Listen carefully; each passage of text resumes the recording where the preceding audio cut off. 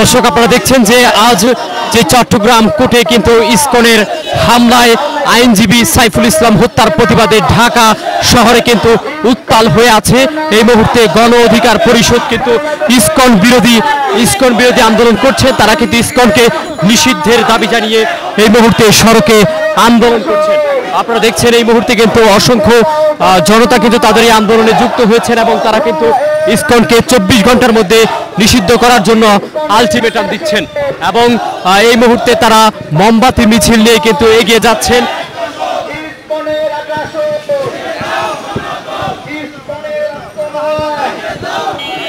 বাংলাদেশে হবে না, ইসকনের আস্তানা, বাংলাদেশে হবে না, ইসকনের আস্তানা, বাংলাদেশে হবে না।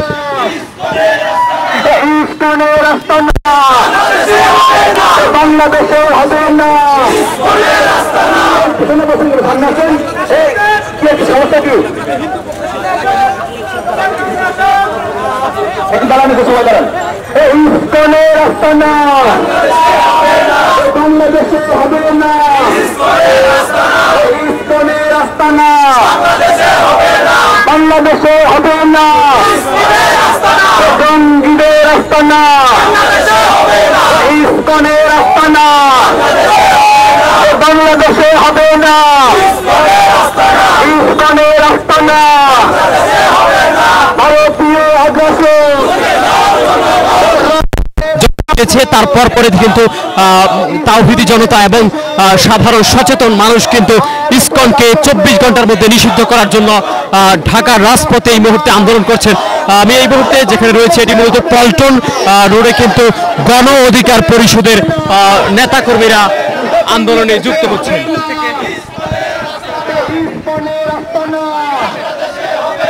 বাংলাদেশে হবে না,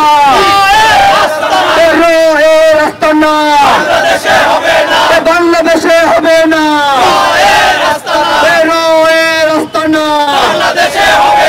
বাংলাদেশে হবে না,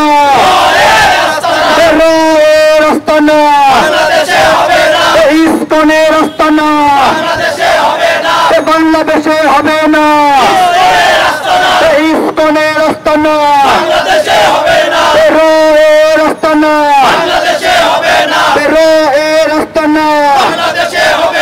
ভারতীয় ষড়যন্ত্র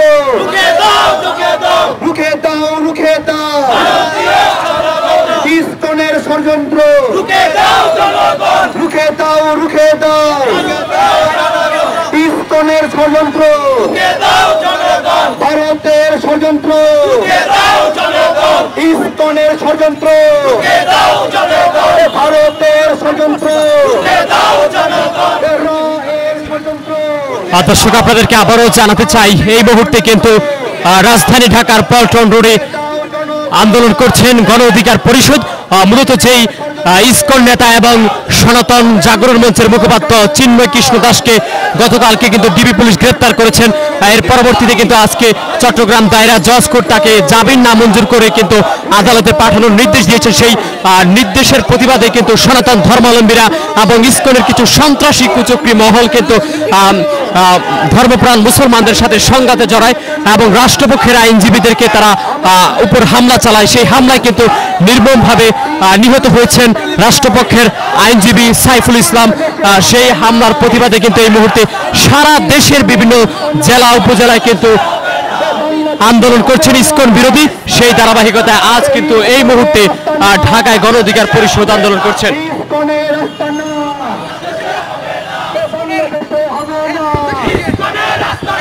ইসকনের আস্তানা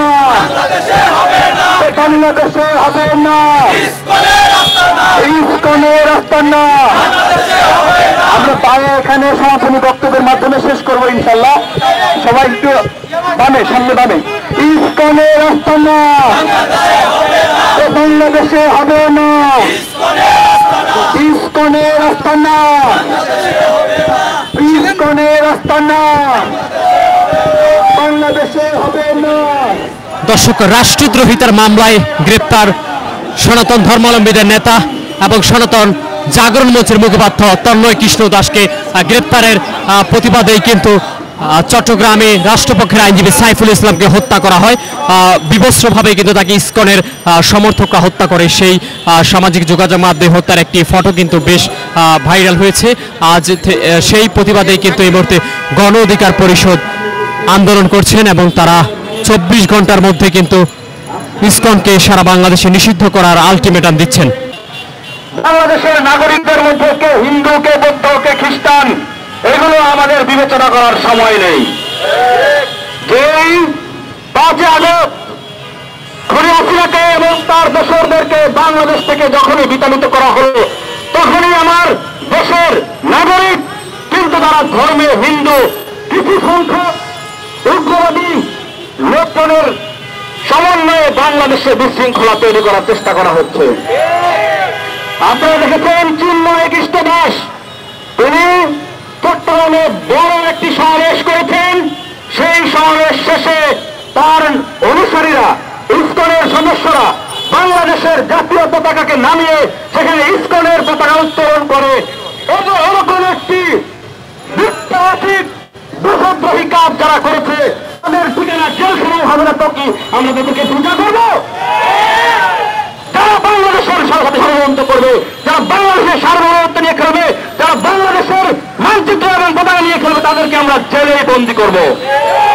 শুধু এক চিন্ময় কুমার দাস নয়, আমরা এরকম চিন্ময়ের যারা সহযোগী আছে তাদেরকে আমরা বাংলাদেশের নব্য জঙ্গি ঘোষণা করলাম। বাংলাদেশের জঙ্গিবাদ আমরা নির্মূল করেছি। নতুন বাংলাদেশের কোন জঙ্গিবাদ আমরা প্রশ্রয় দেব না। মুসলমান হোক, হিন্দু হোক, খ্রিস্টান হোক, বৌদ্ধ হোক, জঙ্গিবাদী আচরণ যে করবে তার ঠিকানা আমরা জেলখানাতেই দেব। আপনারা জানেন যে চিন্ময় কুমার দাসকে কেন গ্রেপ্তার করা হয়েছে? আপনারা বুঝতে পারেন না কেন গ্রেপ্তার করা হয়েছে? বাংলাদেশের সাথে মস্করা করবেন। ভারতের কন্ট্রোল যখন বাংলাদেশ থেকে চলে গেল, তখনই আপনারা জেগে উঠলেন বাংলাদেশের বিরুদ্ধে ষড়যন্ত্র করার জন্য।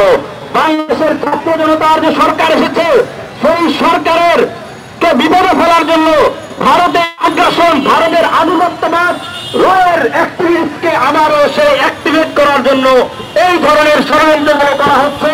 তাদেরকে নাম দেওয়া হয়েছে হিন্দু, অথচ তারা তাদের কার্যক্রম জঙ্গিবাদী স্টাইলের কার্যক্রম। আমরা বাংলাদেশ সকল ধরনের জঙ্গিবাদী আচরণ থেকে সকল নাগরিককে বের হয়ে আসার জন্য আহ্বান জানাবো। একই সাথে ইসকনকে বাংলাদেশে অতি দ্রুত, আমাদের দলের সদস্য সচিব বলেছেন 24 ঘন্টার মধ্যে ইসকনকে বাংলাদেশ থেকে নিষিদ্ধ ঘোষণা করতে হবে।